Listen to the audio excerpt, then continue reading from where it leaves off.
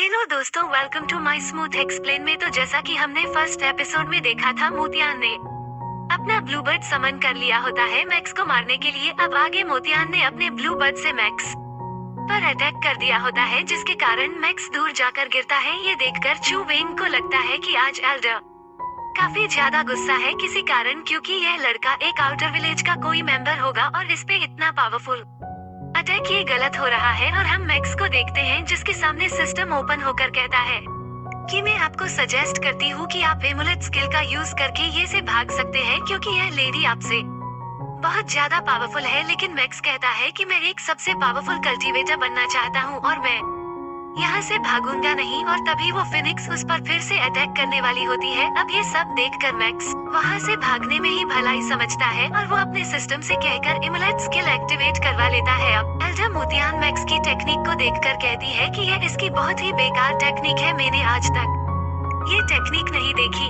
अब मोतियान चू वेंग से पूछती है कि क्या तुम इसको पहले से ही जानती हो? चू वेंग कहती है मैं इसे नहीं जानती, ये लड़का पता नहीं कहां से आकर मुझे परेशान करने लगा।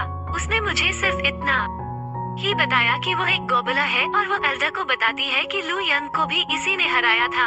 अब मोतियान कहती है कि यह लड़का टेक्निक के मामले में कुछ ज्यादा डिफरेंट है। इसकी टेक्निक भले ही हमारी कल्टीवेटर से अलग है, लेकिन इसकी टेक्निक बहुत ही ज्यादा काम की है। उसके बाद मोतियान अपने सैनिक से साथ वहाँ से चली जाती है। अगले सीन में हम जियान यंग सेक्ट को देखते हैं, जहाँ एक एल्डर एक सेक्ट के मेंबर से कह रहा होता है कि मैं नहीं जानता इसका क्या कारण है कि बीस्ट किंग इतना ज्यादा पागल हो जाता है, जिसके कारण हमारे सेक्ट के अधिक मेंबर मारे जाते हैं। हमें इस मैटर को जल्द से जल्द सॉल्व करना होगा। वही दूसरा एल्डर कह रहा होता है कि हाँ, हमें इसका जल्द से जल्द समाधान ढूंढना होगा, नहीं तो ये हमारे सेक्ट के और भी लोगों को मार सकता है और इसके कारण हमारा जियान युग सेक्ट का नामो निशान मिट जाएगा।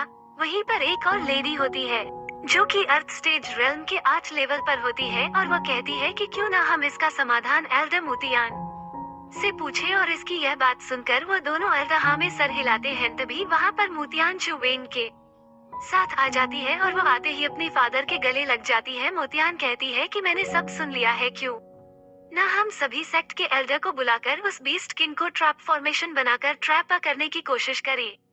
अब उनके सेक्ट का एक एल्डर कहता है कि यह तो बहुत अच्छा आइडिया है।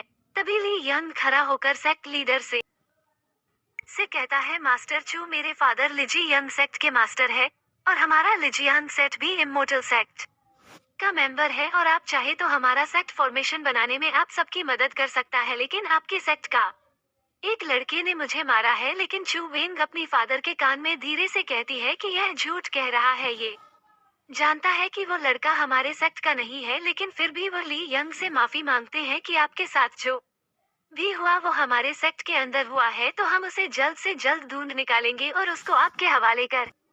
लेकिन चू वेंग अपने फादर को कहती है कि यह झूठ बोल रहा है, पर सेक्ट लीडर उसे वही चुप करा देते हैं, क्योंकि अभी उनको उस बीस्ट किंग को पकड़ना था। अब सेक्ट लीडर की यह बात सुनकर ली यंग कहता है अगर ऐसी बात है तो ठीक है, हमारी क्लेन आपकी मदद करेगा उस बीस्ट किंग को पकड़ने में।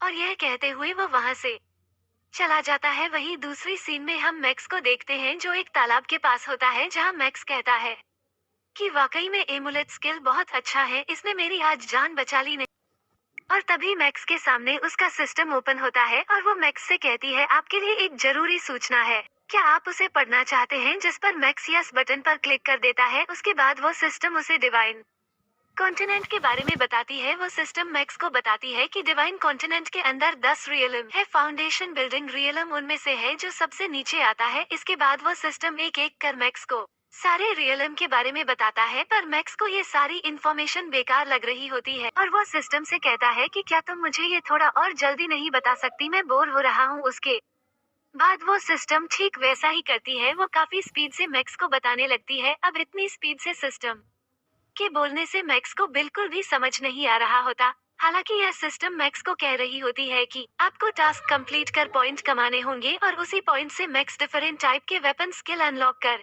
पाएगा और वो इन सारी टेक्निक से वो अपने लेवल को बढ़ा पाएगा। और आज मैक्स ने सिस्टम का एक टास्क कंप्लीट कर दिया होता है, जिसके कारण मैक्स का लेवल अप हो गया था। अब इससे मैक्स बहुत ज्यादा खुश हो जाता है। अब मैक्स अपना ऑरा रिलीज करता है जो दिखने में काफी ज्यादा पावरफुल लग रहा था और उसे काफी अच्छा लग रहा होता है और वो खुद से ही कहता है कि मैं इस कॉन्टिनेंट का सबसे बेस्ट कल्टीवेटर हूँ। वही तालाब में एक बीस्ट ने भी मैक्स का ऑरा महसूस कर लिया होता है और वो बीस्ट तालाब से बाहर आ जाता है और यह वही बीस्ट होता है जिसकी बात वो सभी एल्डर कर रहे होते हैं। बीस्ट किंग मैक्स के सामने आकर सबसे पहले गुर्राता है, जिसके कारण मैक्स पीछे आ जाता है।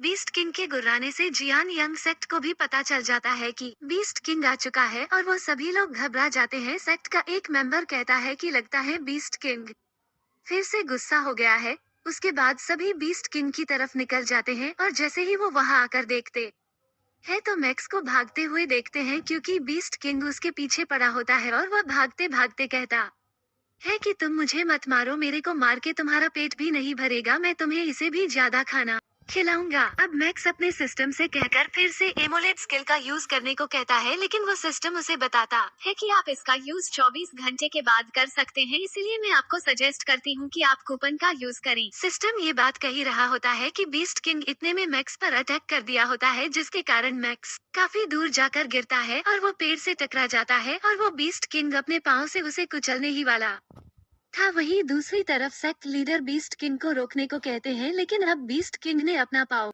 मैक्स के ऊपर रख दिया होता है। अब सेक्ट लीडर उदास होते हुए कहते हैं कि इस बीस्ट किंग ने एक और की जान ले ली।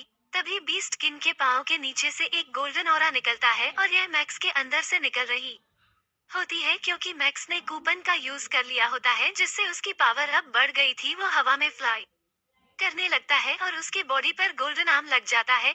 उसके बाद मैक्स बीस्ट के ऊपर एक ट्रैप फॉर्मेशन बना देता है और अपनी पावर से स्वार्ड को बाहर निकालता है और उस बीस्ट किंग पर एक पावरफुल अटैक कर देता। उसका पावर का इम्पैक्ट इतना होता है कि वो बीस्ट किंग को बीच से आधा कर देता है, जिसे बीस्ट किंग वही मारा जाता है। अब ये देखकर वहाँ के सभी मेंबर और खुद सेक्ट लीडर भी हैरान हो जाते हैं और सेक्ट लीडर कहते हैं कि इसने बीस्ट किंग को सिर्फ एक ही अटैक में मार दिया, ये तो बहुत ही ज्यादा पावरफुल है। अब वह सभी मैक्स के पास जाते हैं और उस बीस्ट किंग को मारने के लिए मैक्स का शुक्रिया अदा करते हैं और इसी के साथ ये पार्ट खत्म हो जाता है। इसका नेक्स्ट पार्ट कल अपलोड कर दिया जाएगा। जब तक के लिए आप हमारे सब्सक्राइब कर सकते हैं।